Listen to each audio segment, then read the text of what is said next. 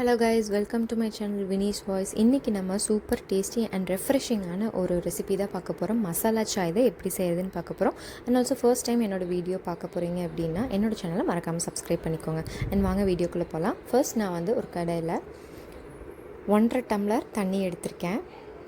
அதுக்கு 1 டம்ளர் பால் யூஸ் பண்ணணும். சைமல்டேனியஸாக 2 கிராம்பு எடுத்திருக்கேன். உரலில் போட்டு அடிக்கணும் அதை. அப்புறம் பட்டை, அதுக்கப்புறம் 3 ஏலக்காய், கொஞ்சம் மிளகு. இது எல்லாத்தையும் நல்லா ஸ்மாஷ் பண்ண வேணாம், கொஞ்சமாக அந்த உடச்சிங்கன்னா போதும் ஃபுல்லாக. அதெல்லாம் எடுத்து வச்சுட்டு அதுக்கப்புறம் இஞ்சி. இது நான் 2 பேருக்கு அளவாக இஞ்சி எடுத்திருக்கேன். நீங்கள் உங்களுக்கு வேணுங்கிற மாதிரி நீங்கள் பேஸ் பண்ணி எடுத்துக்கலாம். இதையும் நல்லா ஸ்மாஷ் பண்ணிக்கோங்க. அதுக்கப்புறம் நம்ம வச்சுருக்க தண்ணி, கொதிக்கிற தண்ணி இருக்கு இல்லையா, அதில் ஸ்மாஷ் பண்ண அந்த இஞ்சியை உள்ளே ஆட் பண்ணிக்கோங்க.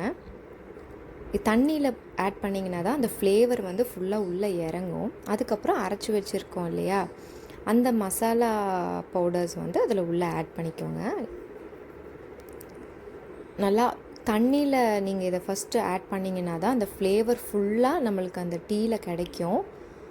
அப்புறம் டீ தூள் உங்களோட நீங்கள் என்ன யூஸ் பண்ணீங்களோ அந்த டீ பவுடர் எடுத்துக்கலாம். நான் 3 ரோசஸ் எடுத்திருக்கேன். அது ஒரு 2 ஸ்பூன்ஸ் ஆட் பண்ணி நல்லா கலக்கி விட்டுக்கோங்க. இதுவும் நல்லா அந்த தண்ணியில் இறங்கணும், அப்போ தான் நல்லாயிருக்கும் டேஸ்ட்டு. கொஞ்சம் நல்லா அந்த இறங்கி அந்த தண்ணியோட கன்சிஸ்டன்சி கம்மியாகிற மாதிரி தெரியும் உங்களுக்கு. அப்போ நீங்கள் கரெக்ட் டைமாக பார்த்து பால் ஆட் பண்ணிக்கோங்க. ஒரு டம்ளர் பால் ஆட் பண்ணிக்கோங்க. டீ கொஞ்சம் தண்ணி மாதிரி இருந்தால் நல்லாயிருக்குங்க. அண்ட் ஆல்சோ காஃபி பார்த்திங்கன்னா கொஞ்சம் ஸ்ட்ராங்காக இருந்தால் நல்லாயிருக்கும். ஸோ நல்லா அது கொதிக்கிற மாதிரி அந்த ஆடை கட்டுறது பார்த்திங்களா, இந்த மாதிரி டைமில் தான் நீங்கள் அதை ஃபில்ட்ரு பண்ணி எடுத்து வச்சுக்கலாம். அவ்வளோதாங்க, சூப்பர் அண்ட் டேஸ்டியான மசாலா சாய்.